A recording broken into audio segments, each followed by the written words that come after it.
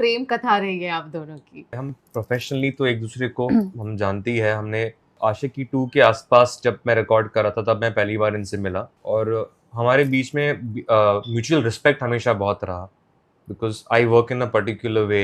इनका भी काम करने का तरीका काफ़ी सिमिलर है। हम बहुत दोनों कम बात करते हैं, specially in the studio.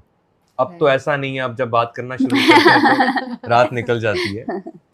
But हमने कुछ कॉन्सर्ट्स भी किए साथ में, 3-4 फिल्मों पे साथ में कोलैबोरेट किया। When I did MTV unplugged in 2015, उसमें मैंने मेरे गाने कोई I did a song called Hamdard from Ek villain, और इनको मैंने फीचर किया उसके ऊपर, और वो भी बहुत लोगों ने उसको बहुत पसंद किया। और एक समय आया जब मुझे अपने जीवन में ये फैसला लेना था कि मैं अपने जीवन में क्या देखता हूँ आगे। क्या मैं एक हमसफर के साथ चलने के काबिल हूँ? क्या मेरी मनोस्थिति वो है? क्या मेरा दर्शन है? जब मैं उस मोड़ पर खड़ा था तो मुझे इनका ख्याल आया, and there was no back story to it. There was no, क्या कहते हैं ना, there was, we hardly met. उसके पहले भी हाँ, हम लोग उसके पहले मिले भी होंगे 8-10 बार only for work. I just randomly messaged her one day कि मैं आपसे बात करना चाहता, I'd like to talk to you. Initially she thought maybe it's for work or something like that. But then within the first 2 or 3 messages only, I think मैंने उनको बोला कि मैं अपना जीवन आपके साथ देखता हूँ। वाओ, सीधा शादी के लिए प्रपोज कर दिया आपने इन्हें? डायरेक्टली, और हम मिले भी नहीं थे और हमारी ऐसी कोई बात भी नहीं हुई थी जी। फिर जैसे इनकी तरफ से प्रस्ताव आया, जैसे तय था हमेशा, मैंने कहा आप आके मम्मा से बात कर लीजिए।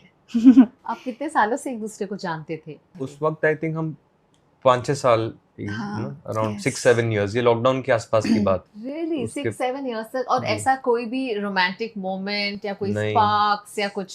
नहीं, बिल्कुल नहीं। फिर इन्होंने मम्मा से आके बात की। हाँ जी।